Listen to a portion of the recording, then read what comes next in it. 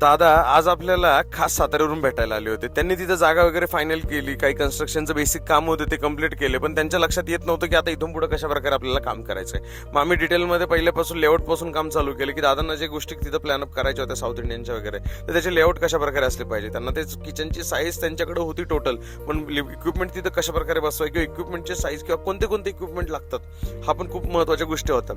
आपण डिटेलमध्ये त्यांना गाईड केलं की प्रत्येक इक्विपमेंटची साईज किती किती आहे, त्यांचा कुठं कुठं कोणता कोणता इक्विपमेंट कशा प्रकारे बसेल, जेणेकरून त्यांना ऑपरेट करताना त्रास होणार नाही, माणसांना पण आणि सरांना पण. मग अशा डिटेलमध्ये आपण त्यांना सगळं काही समजून सांगितलं. बाकी मग डिजिटल मार्केटिंग कशा प्रकारे केली पाहिजे, टोटल आपल्याला किती मॅनपॉवर लागणार आहे, ती कुठून हायर करायची, त्याच्या काही एजन्सीज किंवा काय कसं असतं, कोणासोबत किती कोण किती पैसे घेतं, कोणाची किती सॅलरी आहे, त्याचं एक मंथली आपण एक त्यांचं जे टोटल आहे त्याचं एक वर्कआउट काढलं की एवढा आपल्याला मंथली सेल्स झाला पाहिजे. मग याच्यातनं लेबर एवढं जाईन, याच्यातनं किराणा एवढा जाईन, भाजीपाला एवढा जाईन, डेअरी एवढं जाईल, त्या सगळ्या गोष्टी त्यांच्या डिटेलमध्ये मग लक्षात आलं. एकंदरीत आपण टोटल सेटअपची कॉस्ट त्यांना वर्कआउट करून दिली की आता इथून पुढे त्यांना किती कॉस्ट लागणार आहे, पण त्यांना त्या सगळ्या गोष्टी डिटेलमध्ये लक्षात आल्या. आणि मग त्यांनी सगळ्या त्यांचे काही छोटे मोठे प्रश्न होते ते आपल्याला विचारून त्यांनी आपला निरोप घेतला. भेटूया उद्या, तोपर्यंत लाईक करा, फॉलो करा, शेअर करायला विसरू नका. Stay tune.